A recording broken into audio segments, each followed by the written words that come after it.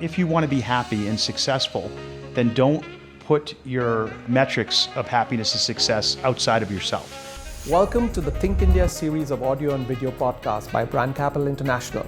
This is the place where you're going to see top insiders, entrepreneurs, and innovators who are going to come and share with us their secrets on how to build a company ground up and take it global, all coming from the hub of innovation, the Silicon Valley.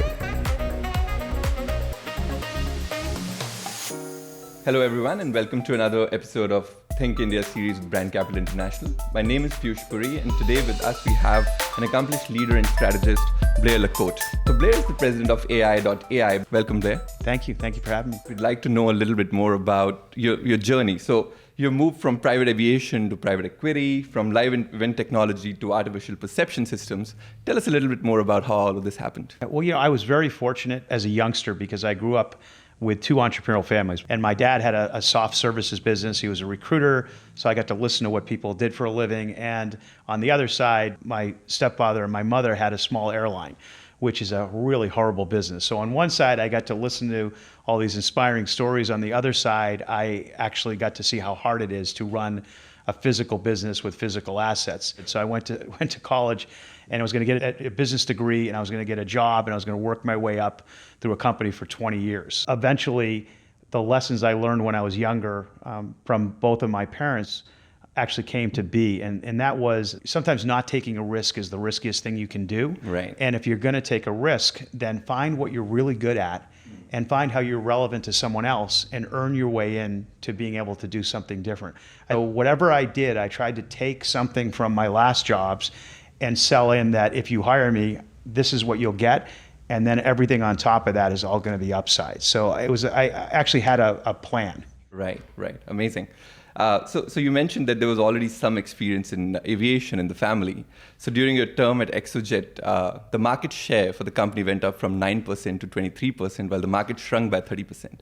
So tell us, what did you do at Jett during those 3 years that you saw such a significant change? I was put in charge of this project. We're in a recession, the market is down, we're functionally bankrupt. So we turned that on its head and said, so we have nothing to lose. So let's be creative. So what we did is incented people to figure out how to actually change the business model without changing the safety factor. And so the key at Jett was we were so desperate that we actually got creative and looked at the numbers and figured out how to actually take 70% of the long flights in the country. And when people woke up, everyone else in the industry was bankrupted. We bankrupted 7 companies. Before we bankrupted 7 companies, I went to every company and begged them to merge. They said, we don't think so, you're stupid, you haven't been in aviation before. So while we changed our business model, they all thought we were stupid. By the time they woke up, it was too late and all of them went out of business. Wow. So you bankrupted 7 companies, you took the market share to 23%, and then you decided to leave Jett and move on to your next venture.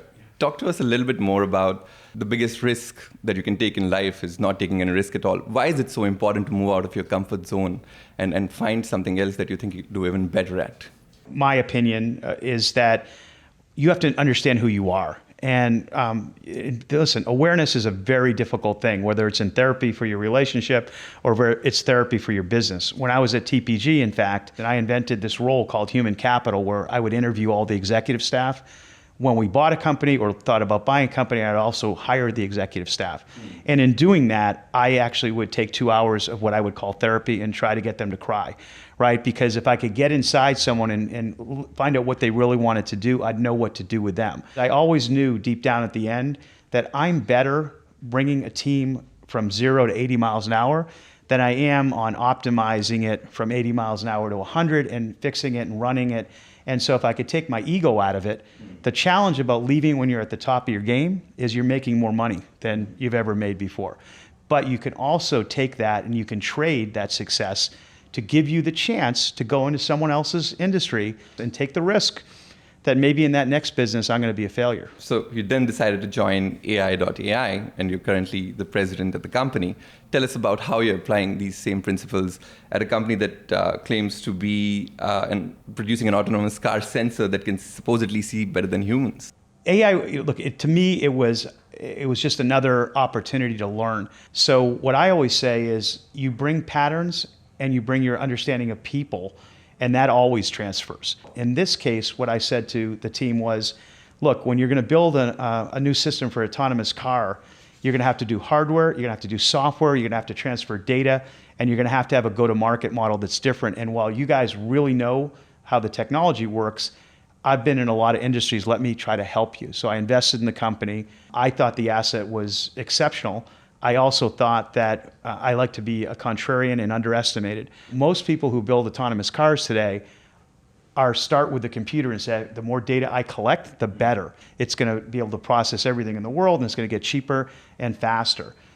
We realized that if you use biomimicry, which is how a human actually collects data, that collecting all the data in the world, unfortunately, is autism, right? Because you don't have enough time. The difference between information density and time to process that density means that you can't actually process it as quickly, and therefore you have to focus on a narrow set of data. So using that biomimicry, we said that we think the model that everyone in the world is using today is wrong. What we'd like to do is intelligently collect data like a human does, and then be able to do it with less power and faster. I not only thought I could add value, but I thought that proposition, I think that one's worth running at. So I'm going to switch the gears a little here. Blair, going a little macro, I want to know what your views are when you think of emerging markets like India. What comes to your mind when somebody says, think India? One word that comes to my mind is the future. I think if you step back far enough from this, you start to see that your biggest strength is always your biggest weakness. The US as the largest economy in the world has blinded us in a lot of ways. We seem to always be on the front edge, and the world is changing. You take a look at China, and they have the capabilities, for instance, in autonomous cars. They're building infrastructure every day. They can make it smart from the beginning. Right. I think India, again, offers that same type of opportunity, is that there will be a resurgence. All the technology will be taken, it will be reconfigured, and there will be entrepreneurs there, or there'll be companies from the US who come in and take advantage of the great growth. If you can't look at emerging markets in the future, then you have a very difficult time being a successful company. Given that you've worked extensively in the transportation industry, how do you see the recent advancements in technology helping countries with major populations like India and very different terrains, benefiting from these advancements that we've had? Well, you've already seen some of it with even the way that the aviation business is trying to reconfigure itself in India. The fact that you could use drones is going to change everything. If you were a strategist and you weren't biased by your own experiences, by living in the America and seeing things we saw today, and someone came to you and said, this is a growing population, it's actually very entrepreneurial, that they have massive amounts of people in large cities and they have great amounts of open space, then you would say, how would I repurpose? We're thinking ahead and saying, let's figure out a way, not only on a social basis, but on a technology basis, to leapfrog what we would have done in the past. Right. So essentially bringing the social, cultural, and the technological context together. So part of this cultural is that if you can get people who really understand their market, you may have 60%, 70% of the answer, but they will take it to the next level. And I think when you enter a new market, you have to have that attitude, is that understand the history. They didn't get where they are by chance. There were reasons where that was the first level of advancement, and now they just need some ideas. Right. Well, we have one last question for you. Blair, what is your secret to long-lasting success? I got some great advice at a very difficult time in my life, like 6 years ago. And the advice was, if you want to be happy and successful, then don't put your metrics of happiness and success outside of yourself. So I think the reason that I'm difficult to kill like a cockroach is because my metric of success is, am I learning every day? Am I kind? Did I make a difference? So as long as I'm doing that, I can live through the hard times. Technology is just the what. The why is how you work with people and what the business model is, and we complicate this too much. And if we really want to have fruitful lives, a profession, it should be part of it. But it should be part of it. It's a sport we play. So let's stop defining it as the be-all and end-all. Now, that said, having grown up poor, it's not bad to get rewarded either, right? Right. Well, very inspiring words. Thank you so much for joining us today, Blair. And we're very grateful to have you here with us for the Think India podcast with Brand Capital International. Thank you. All right. Well, thank you for having me.